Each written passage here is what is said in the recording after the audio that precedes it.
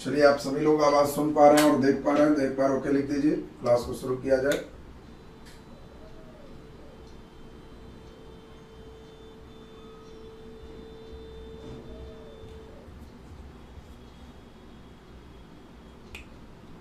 चलिए, बहुत ही बढ़िया। तो आज हम लोग अभी आपका जो क्लास लेने जा रहे हैं वो केमिकल बॉन्डिंग, रासायनिक बंधन से आपका टेस्ट होगा। आज आपका जो क्लास है 25 क्वेश्चन का टेस्ट है। सभी बच्चे को कम से कम भी तो 20 से प्लस अंक आना चाहिए, तब होगा कि क्लास आपने बढ़िया से समझा है। 25 क्वेश्चन टेस्ट में आपको 20 प्लस अंक सारे बच्चे को आना चाहिए। तो इसलिए आज ये टेस्ट हो गया केमिकल बॉन्डिंग से। तो रासायनिक बंधन आप पूरा डिटेल एकदम इस लेसन को पढ़ चुके हो। आज इस पर आप टेस्ट दोगे। इसके बाद आपका अगला लेसन से 2 क्लास आपका अपलोडेड है, एसिड बेस एंड साल्ट। उसी में आपका 1 क्लास और वहां पे लाइव लेंगे और तब एसिड बेस एंड साल्ट से भी एक टेस्ट ले लेंगे। 2 क्लास आपका एसिड बेस एंड साल्ट से लाइव होगा। उसके बाद वह लेसन भी आपका कंप्लीट हो जाएगा। तब ऑक्सीडेशन रिडक्शन, उसके बाद सबसे इंपॉर्टेंट लेसन होगा पीरियोडिक टेबल। 1 सप्ताह लगभग पीरियोडिक टेबल आप खूब मजे में पढ़ लोगे तो केमिस्ट्री आपका बहुत ही बढ़िया सब जगह बनने लगे। तो चलिए अब क्वेश्चन को बिना विलंब किए शुरू करते हैं। ये देखते हैं कितना बढ़िया आप लोग इसका आंसर कर पाते हो। जो भी क्वेश्चन है हमारे किताब से ही है। अभी किताब चूंकि आया नहीं मार्केट में, लेकिन किताब आएगा तो इसमें ज्ञान स्तर, समझ स्तर ऐसे करके क्वेश्चन बनाया हुआ है चैप्टर के बाद। तो इसलिए इसमें पहला नंबर केमिकल बॉन्डिंग लेसन तो पिछले क्लास में ही बोले थे कि आपका कंप्लीट खत्म हो चुका है। तब और क्या क्लास है, केमिकल बॉन्डिंग तो पिछला क्लास ही आपका बता ही दिए थे। चलिए, तो अब इसमें ज्ञान स्तर से क्वेश्चन शुरू करें। पहला नंबर, एक ऑक्सीजन अणु में 2 परमाणु किससे बंधा होता है? एक ऑक्सीजन अणु में 2 परमाणु किससे बंधा होता है? चलिए, बिल्कुल सही जवाब सभी बच्चे का आ रहा है। ऑक्सीजन में आप सभी को मालूम है 6 इलेक्ट्रॉन होते हैं, 2, 4, 5, 6। इसी तरह से 2, 4, 5 और 6 और 2 8, 6 और 2 8। ऑक्सीजन के बीच डबल बॉन्ड होते हैं, द्विआबंध। बिल्कुल सही जवाब आपका। चलिए, अगला नंबर आपका थोड़ा सा अच्छा क्वेश्चन है। इसको समझ स्तर होना चाहिए था लेकिन ज्ञान स्तर में ही डाला हुआ है। अच्छा प्रश्न है। सामान्यतः सहसंयोजी आबंध वाले अणु, सहसंयोजी का प्रॉपर्टीज आपको बताना है। 3 गुण दिया हुआ है। पहला नंबर है क्वथनांक और गलनांक आयनिक बंध वाले अणु की तुलना में उच्च होते हैं। आप पहले याद करो, आपको याद होगा सारे बच्चे को समझाए थे आयनिक में एग्जाम्पल नमक लेके चलना और सहसंयोजन में एग्जाम्पल चीनी लेके चलना। ये बात सभी बच्चे को याद हो। फिर आपको ये भी समझाए थे कि दोनों को अपना तवा पे चढ़ा दीजिए, पहले कौन पिघलेगा। तो आपको बताए थे कि पहले चीनी पिघल जाएगा, आप ही लोग बोले थे। यानी सहसंयोजक का क्वथनांक और गलनांक आयनिक के तुलना में निम्न होता है, इसमें उच्च लिखा है, तो पहला नंबर गलत हो गया। और आप सारे बच्चे को क्लियर हो गया होगा पहला गलत है, तो जिसमें भी पहला नंबर है उसको हटा दो। पहला नंबर है हटा दो, पहला नंबर है हटा दो। इसीलिए सही आंसर 3 हो गया। ये ऑटोमेटिक अपने से आपका पकड़ में आ गया। तो आपको ये क्वेश्चन इस टाइप का समझाए थे, बड़ा देख के केवल डराना नहीं था, आराम से आपको बनाना था। चलिए, अगला नंबर आपको क्वेश्चन है हाइड्रोजन क्लोराइड कैसा है? जल्दी बता दीजिए। द्विपरमाणविक, त्रिपरमाणविक, बहुपरमाणविक, इनमें से कोई विकल्प सही नहीं है। हाइड्रोजन क्लोराइड कैसा है? जल्दी से आंसर दे दीजिए। हाइड्रोजन क्लोराइड कैसा है? जल्दी से आंसर दीजिए।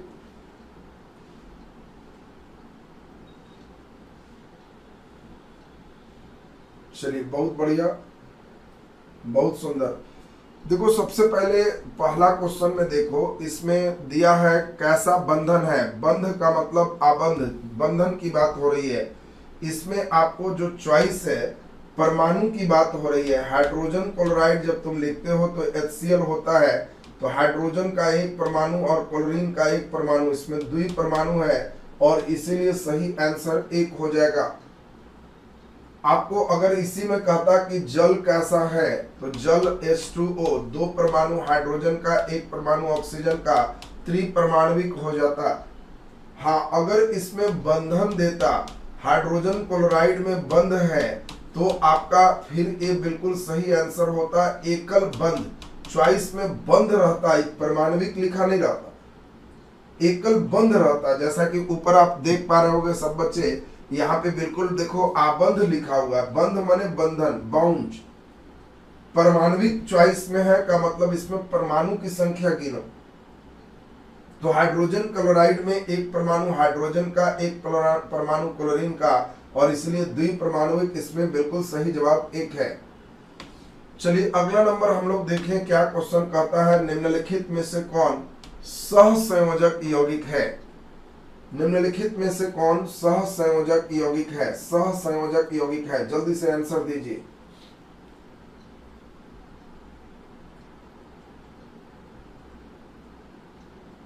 चलिए बहुत ही सुंदर, बिल्कुल सही जवाब है आपका, बिल्कुल सही जवाब आ रहा है। कार्बन टेट्राक्लोराइड सहसंयोजक यौगिक है, बिल्कुल सही जवाब। कार्बन जिसमें भी लगेगा सहसंयोजक यौगिक होगा, बिल्कुल सही आप लोग पकड़े हैं।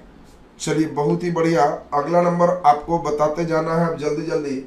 ऑक्सीजन अणु है, जल्दी से आंसर दीजिए। ऑक्सीजन अणु है, देखो ऑक्सीजन, यहाँ अणु की बात चल रहा है, अणु है तो इसमें O2 करोगे और O2 करोगे तो इसका मतलब इसमें कितने परमाणु हैं? तो ऑक्सीजन के 2 परमाणु हैं, इसलिए द्विपरमाणविक, बिल्कुल सही जवाब इसमें 2 होगा। अगर इसमें ओजोन अणु देता तो ओजोन में O3 है, तो ओजोन अणु है तो आंसर त्रिपरमाणविक होता। अब आप लोग परमाणविक, बंध, इन बातों पर एकदम ध्यान देंगे और बिल्कुल सही आपसे बनते जाएगा। चलिए बहुत ही सुंदर, इसमें कई बच्चे बिल्कुल सही बनाए। चलिए अगला नंबर देखिए तो क्वेश्चन क्या कह रहा है, अपने से पढ़िए और इसको सही कीजिए। सहसंयोजक यौगिकों के बारे में कौन सा सही नहीं है? सही नहीं है, हम लोग जानते हैं सहसंयोजक यौगिक के बारे में, इसका क्वथनांक और गलनांक अल्प होता है, अल्प माने बहुत कम होता है, ये सही है। गलनांक उच्च होता है, ये गलत है। कौन सा कथन सही नहीं है? तो तीसरा नंबर सही नहीं है। बहुत ही बढ़िया, बिल्कुल सही आप लोग बनाए हैं। अगला नंबर एकदम जल्दी जल्दी पढ़िए और फटाफट आंसर करते चले जाइए। देखिए क्वेश्चन क्या कह रहा है, उसको जरा ध्यान दीजिए। क्वेश्चन कह रहा है, बाह्यतम कक्षा में उपस्थित इलेक्ट्रॉन की संख्या को क्या कहा जाता है? बाह्यतम कक्षा में उपस्थित इलेक्ट्रॉन की संख्या को क्या कहा जाता है? देखिए बहुत ही सही, एकदम सही बना रहे हैं। आप सभी लोग जानते हैं बाह्यतम कक्षा में जो इलेक्ट्रॉन होते हैं उसको संयोजी इलेक्ट्रॉन कहते हैं और बाकी सभी इलेक्ट्रॉन को कोर इलेक्ट्रॉन कहते हैं। ये जवाब आपका बिल्कुल सही जवाब है। चलिए अगला नंबर आप क्वेश्चन पर ध्यान दीजिए। क्वेश्चन क्या कह रहा है उसको सुनिए। प्रश्न है, निम्नलिखित में कौन एक कैटायन है? कौन एक कैटायन है? जल्दी से आंसर दीजिए। कैटायन का मतलब आप लोग हमेशा समझना, कैटायन का मतलब प्लस होता है, इसी को हम लोग एनोड भी कहते हैं। एनोड कह लो, कैटायन कह लो, प्लस कह लो, सब एक ही है। कभी भी आपको कैथोड के, एनोड के जगह कैथोड शब्द बोलेगा तो समझना कि वो ऋणायन है।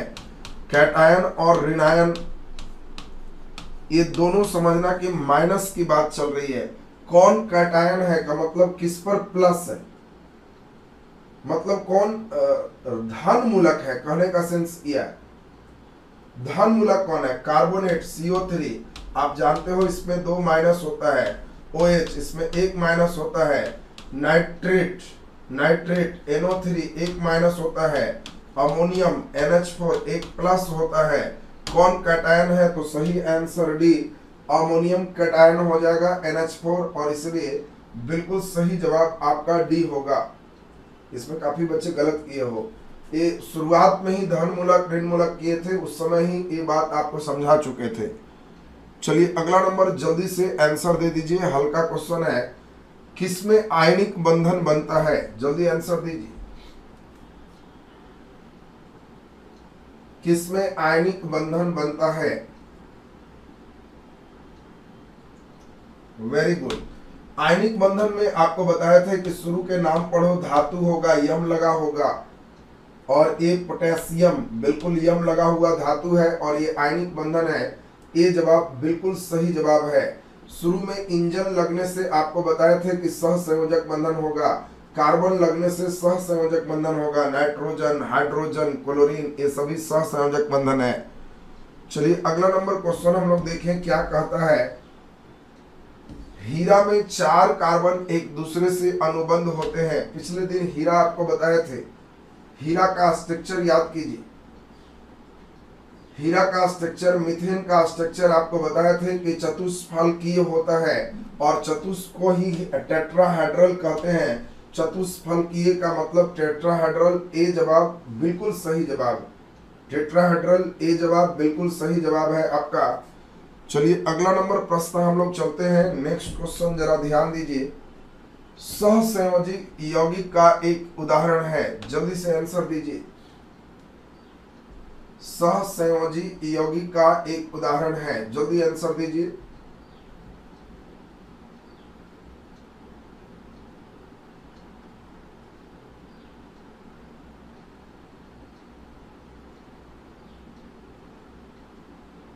बहुत ही बढ़िया, बिल्कुल सही जवाब है। सहसंयोजक यौगिक के उदाहरण है, जिसमें भी कार्बन लगेगा वह सहसंयोजक यौगिक होगा, और सी जवाब एकदम 100% आपका सही जवाब है।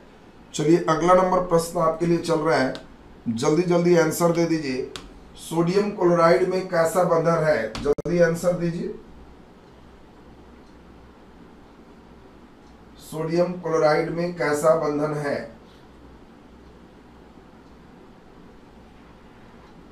Very good. शुरू में ही यम लगा हुआ है, तो ये वैद्युत संयोजक बंधन होगा। बी जवाब बिल्कुल सही जवाब। चलिए अगला नंबर क्वेश्चन हम लोग देखें। आपके लिए प्रश्न है, कौन सा एक गैस रेखीय अणु नहीं है? कौन सा रेखीय नहीं है? उस रेखीय और एंगल वाला आपको बताए थे। रेखीय मतलब बताए थे कि स्ट्रक्चर 180 है, जिस स्ट्रक्चर में 2 भाग बढ़ जाए, 3 भाग बढ़ जाए, वो रेखीय नहीं है। कौन रेखीय अणु नहीं है? नहीं वाला पहचानना है। चलिए बिल्कुल पिछले क्लास में आप कॉपी पे देखें, SO2 आपको समझाए थे। SO2 में आपको बताए थे कि यह रेखीय नहीं है, और इसीलिए सही आंसर सी जवाब बिल्कुल सही जवाब है। चलिए अगला नंबर हम लोग देखें। ये N2 है, NNO, ये ट्रिपल बॉन्ड यहाँ लग जाएगा तो ये खत्म हो गया, और यहाँ ऐसे करके इलेक्ट्रॉन जाएगा जो उप सहसंयोजक बंधन का एग्जाम्पल हो जाएगा। चलिए अगला नंबर हम लोग चलेंगे। नेक्स्ट नंबर, बेंजीन में सिग्मा और पाई बॉन्ड की संख्या कितनी है? जल्दी आंसर दे दीजिए। ये क्वेश्चन बीपीएससी में आया था, बेंजीन में सिग्मा और पाई बॉन्ड की संख्या कितनी है?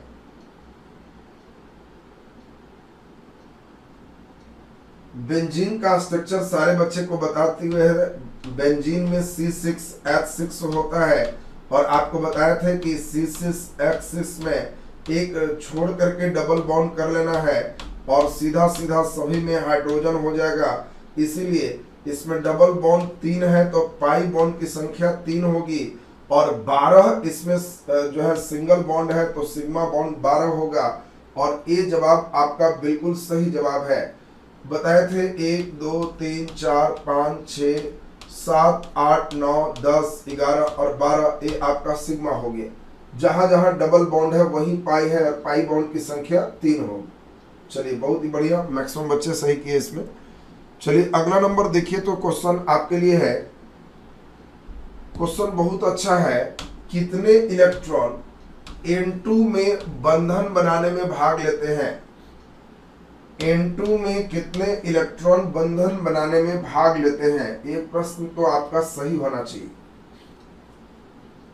यह क्वेश्चन सारे बच्चे से सही होना चाहिए, इसमें तो किसी का गलत नहीं होना चाहिए।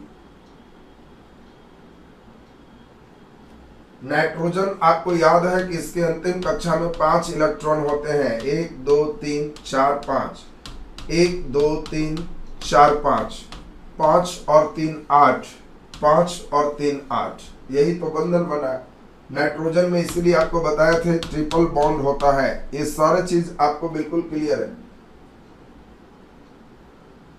बिल्कुल। देखिए अब यही पर समझना है, क्वेश्चन क्या कह रहा है, N2 आबंध बनाने में कितने इलेक्ट्रॉन भाग लेते हैं। जोड़ी का नाम कहीं नहीं ले रहा, अगर जोड़ी लेता, बॉन्ड लेता तो ट्रिपल होता, जोड़ी कहता तो 3 जोड़ी होता। कितने इलेक्ट्रॉन भाग लेते हैं, तो 3 इसका 3 इसका, 6 इलेक्ट्रॉन भाग लेते हैं। और सी जवाब यहाँ पे बिल्कुल सही जवाब। अगर इसी क्वेश्चन में कहता कि N2 में बंधन होते हैं तो त्रिबंध सही होता। N2 बनाने में कितने जोड़ी इलेक्ट्रॉन भाग लेते हैं, तो 3 सही जवाब होता। जोड़ी नहीं है, कितने इलेक्ट्रॉन भाग लेते हैं, तो सही आंसर 6 इलेक्ट्रॉन भाग लेते हैं। क्वेश्चन कभी कभी आपको घुमाएगा, उस पर ध्यान रखिएगा बढ़िया से। चलिए अगला नंबर क्वेश्चन आप बढ़िया से देखें क्या कहता है। सहसंयोजक आबंध के 2 परमाणु के बीच आबंधों की अधिकतम संख्या कितनी हो सकती है, ये तो तुम लोग बता सकते हो। सहसंयोजक के 2 परमाणु के बीच आबंधों की अधिकतम संख्या कितनी हो सकती है। आबंध का मतलब बंधन, bond, single bond, double bond, triple bond, 2 परमाणुओं के बीच मैक्सिमम कितने बॉन्ड हो सकते हैं। तो आपको बार बार सिखाए हैं कि ट्रिपल बॉन्ड से ज्यादा कभी नहीं हो सकता है। 2 परमाणुओं के बीच मैक्सिमम बंधन की संख्या ट्रिपल हो सकता है। आपको हमेशा सिखाए हैं single bond, double bond, triple bond, 4 bond नहीं सिखाए। इसीलिए मैक्सिमम परमाणुओं की संख्या, बस आपको बिल्कुल सही जवाब है। मैक्सिमम परमाणु जो बंधन है उसकी संख्या 3 हो सकते, बिल्कुल सही जवाब 3 है। चलिए अगला नंबर प्रश्न आपके लिए है, फास्फोरस के एक परमाणु में कितने संयोजक इलेक्ट्रॉन होते हैं। फास्फोरस के एक परमाणु में कितने संयोजक इलेक्ट्रॉन होते हैं।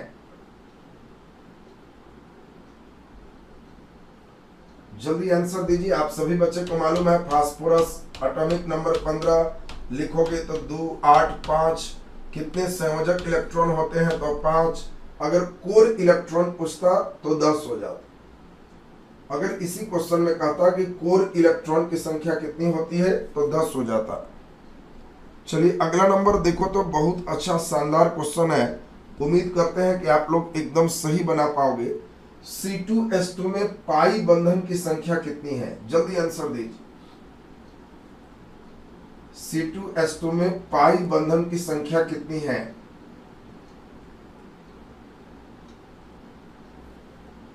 बिल्कुल देखो, कई बच्चे को शुरुआत में भी सिखाए हैं, C2 है तो 2C2, H2 है तो H2 दे दो, इसके बाद हाइड्रोजन को सिर्फ 1 चाहिए दे दो, इस कार्बन में 4 चाहिए ट्रिपल बॉन्ड दे दो।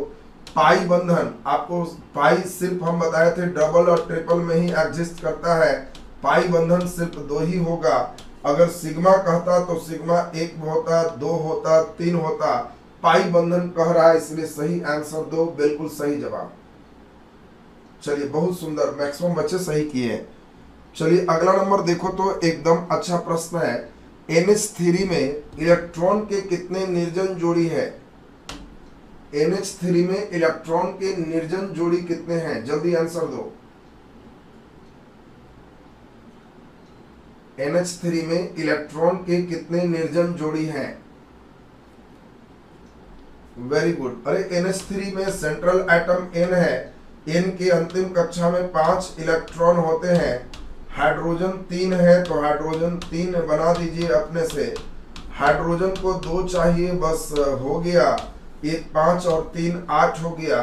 बंधन बनाने में ये दोनों भाग नहीं लिया, चूंकि क्वेश्चन में जोड़ी है तो एक जोड़ी नहीं भाग लिया, तो सही आंसर ए है। ए सही जवाब है। अगर यहाँ जोड़ी नहीं होता, कहता कि बताओ कितने इलेक्ट्रॉन बंधन में भाग नहीं लिए हैं, तो 2 होता। कितने जोड़ी बंधन में भाग नहीं लिए हैं, तो 1 जोड़ी भाग नहीं लिए। एकदम परीक्षा में स्थिर से पढ़ना, जहां ध्यान दोगे हमारा काम यही है, लेसन पढ़ा दिए, उस पर जितने तरह का ब्रेक है डेवलप कर दिए, इतना ब्रेक लगा के वहां जब बनाओगे बड़ा जबरदस्त आपका चलेगा। चलिए बहुत बढ़िया। अगला नंबर क्वेश्चन जरा ध्यान दो, क्या कह रहा है, पढ़ो जरा। ध्रुवीय सहसंयोजक बंधन किसमें है? जल्दी आंसर दो। ध्रुवीय सहसंयोजक बंधन किसमें है?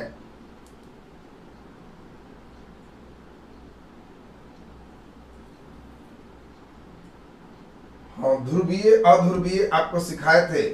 ध्रुवीय का मतलब है असमान परमाणु की साझेदारी, अध्रुवीय में समान परमाणु होते हैं, N2 में अध्रुवीय होगा, इसलिए सही आंसर है सोडियम। शुरू में ही सोडियम है, यम है, ये तो सहसंयोजक बंधन है ही नहीं, ये तो वैद्युत संयोजक बंधन है, इसलिए सही आंसर CHCl होगा। सी जवाब बिल्कुल सही जवाब। कई बच्चे लॉटरी मारा कि दोनों असमान है, लगता है ये होगा, वैसे मत सोचना, ये वैद्युत संयोजक था, हमारा सहसंयोजक पूछ रहा है, इसलिए HCl होगा। सी जवाब सही हो गया। चलिए अगला नंबर प्रश्न आपके लिए है, उप सहसंयोजक बंधन किसमें है? जल्दी आंसर दो। उप सहसंयोजक बंधन किसमें है?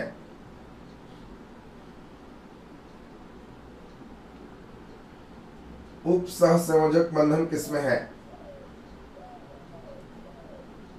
चलिए वेरी गुड, बहुत ही सुंदर। SO2 में आपको बताया थे कि S बीच में है, O2 है, S सेंट्रल एटम है, आपको खुद दिखाई दे रहा है, S सेंट्रल एटम है, ऑक्सीजन दोनों तरफ से है। सल्फर के अंतिम कक्षा में 6 इलेक्ट्रॉन होते हैं, ऑक्सीजन के भी अंतिम कक्षा में 6 इलेक्ट्रॉन होते हैं, 6 2 8, सल्फर भी 6 2 8। इसके तरफ जो है सल्फर इलेक्ट्रॉन को केवल डोनेट करेगा, इसीलिए जिसमें भी समान रूप से साझेदारी ना हो, ये तो करेगा लेकिन सल्फर इससे नहीं करेगा, तो इसी को तो हम लोग कहते हैं कि यह उप सहसंयोजक बंधन है। SO2 बिल्कुल सही जवाब आपका। चलिए अगला नंबर आपके लिए जो प्रश्न है ध्यान दीजिए, सबसे कमजोर बल कौन है? जल्दी आंसर दो। नाभिकीय बल, गुरुत्वीय बल, विद्युतीय बल, वंडरवाल बल। वेरी गुड, बहुत सुंदर। हम लोग पढ़ चुके हैं वांडरवाल फोर्स ग्रेफाइट के परमाणुओं के बीच लगता है, और वांडरवाल फोर्स सबसे वीक फोर्स है, सबसे कमजोर बल है। बिल्कुल सही जवाब आपका डी एकदम सही है। चलिए अगला नंबर हम लोग क्वेश्चन देखते हैं, आपके लिए है NH3 में लोन पेयर और बॉन्ड पेयर क्रमशः कितना है? NH3 में लोन पेयर और बॉन्ड पेयर कितना है? लोन पेयर का मतलब बताए थे, जो अकेले रहता है उसको लोन पेयर कहते हैं, और जो बंधन में भाग लेता है बॉन्ड पेयर कहलाता है।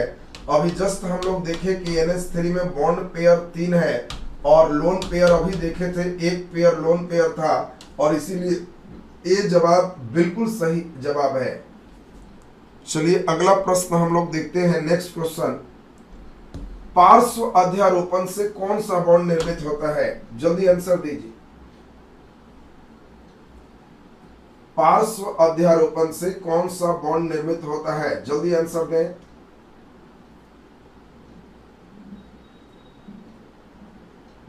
और ये कितना हल्का है।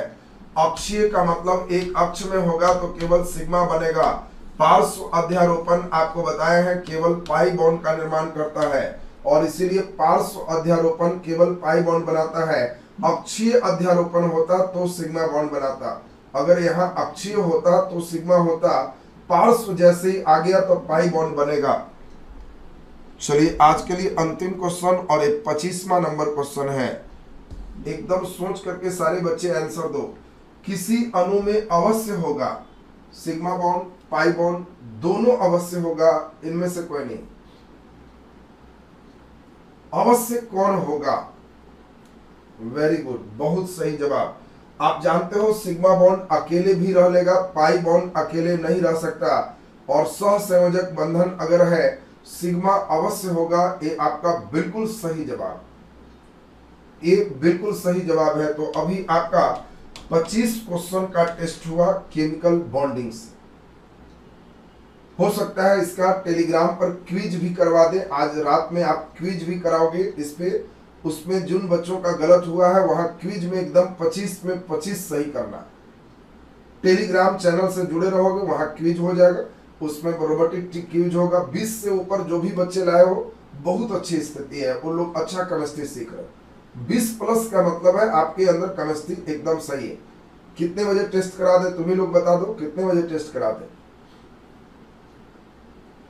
जितने बजे बोलो, रात में 9 बजे, रात 9:30 में करवा देते हैं, रात में रात 9:30 करा देते हैं आपका। 8 बजे से तो कई लोग का क्लास रहता होगा, 9:30 ठीक है, 9:30 बजे रात में एकदम तैयार रहो, आपका टेस्ट हो जाएगा। चलिए बढ़िया, चलिए बहुत ही बढ़िया। अब जो बच्चे इसमें 20 प्लस लाए हो उन लोग की तैयारी अच्छी चल रही, जो 20 से नीचे है उन लोग अभी बढ़िया से और एक बार पढ़िए, पूरा ध्यान दीजिए, तब धीरे धीरे धीरे धीरे आपका सही हो जाएगा। अब अगला जो क्लास लेंगे कल एसिड बेस और साल्ट पर, आप सभी लोग को 2 वीडियो प्रोवाइड हो चुका हो। एसिड बेस पर 2 वीडियो मिला है कि नहीं, यस या नो लिखो। एसिड बेस में 2 वीडियो मिला है कि नहीं, यस या नो लिखिए। मिला है, यस। तो एसिड बेस पर 2 वीडियो आपको ऑलरेडी मिल चुका है, उसमें एकदम आसानी से बताया हुआ है, उसको बढ़िया से एक बार पढ़े रहोगे। 2 क्लास उस पर लेंगे, एक दिन लाइव लेंगे, उसको पूरा समेटेंगे, और एक दिन टेस्ट लेंगे एसिड बेस और साल्ट पर। बस उसके बाद फिर एसिड बेस भी आपका कंप्लीट हो जाए। करंट अफेयर एक दिन अल्टरनेट करके है, आज आपका रिकॉर्डेड क्लास उसमें ऐड होगा, उसमें रिकॉर्डेड आज उसमें देखोगे। एक दिन अल्टरनेट में करंट अफेयर चलता है, कल करंट अफेयर चलेगा। चलिए अभी ऑक्सीडेशन रिडक्शन नहीं, पहले एसिड बेस कंप्लीट करेंगे, तब फिर उसमें ऑक्सीडेशन रिडक्शन का फिर आपका रिकॉर्डेड भी देंगे, लाइव भी लेंगे, दोनों सिस्टम आपका चलते जाएगा। पीरियोडिक टेबल का पूरा लाइव कर देंगे, उसमें आपका पीरियोडिक टेबल में कोई रिकॉर्डेड क्लास नहीं देंगे। जो बच्चे अकेले पढ़ता है उसको 3 बार देखने में दिक्कत नहीं है, 2-3 लोग मिल के लेता है तभी दिक्कत है। 3 बार काफी है, उतना वीडियो तुम देख ही नहीं पाएगा। 3 बार का ऐसा थोड़ा मतलब है कि छुओगे तो 1 बार हो जाता है, उसको जब नहीं समझ में आया आगे पीछे करके देखिए, उसमें तो ऐसा बहुत कम केस होता है। वैलिडिटी किस बैच का बढ़ा दिया जाए, वैलिडिटी इसमें तो अभी वैलिडिटी होगा ही, कोर्स जब तक कंप्लीट नहीं होगा वैलिडिटी रहेगा ही, आपका कोर्स जब तक खत्म नहीं होगा वैलिड रहेगा। ऐसा नहीं कि कोर्स खत्म नहीं हुआ वैलिडिटी खत्म हो। दरोगा में जो भी बच्चे हैं, दरोगा वाला के हम बोले हुए हैं कि अभी 3 महीना वैलिडिटी ऑटोमेटिक बढ़ जाएगा, उसके लिए कोई पैसा अलग से नहीं लगेगा। रेलवे ग्रुप डी का केवल नहीं बढ़ेगा, उसमें जो है उन लोग का भी अगर एग्जाम में और लेट है तो 1 महीना उन लोग का भी बढ़ जाएगा। वैलिडिटी की चिंता नहीं है, उस सबका अभी वैलिडिटी बढ़ेगा, इसलिए उसमें कोई परेशानी नहीं। करंट अफेयर का पैकेज अगर लिए होंगे तो करंट अफेयर होगा, या फिर आप जिस होंगे टेक्निकल नंबर से संपर्क कर लेंगे, आपके पास क्या है नहीं है।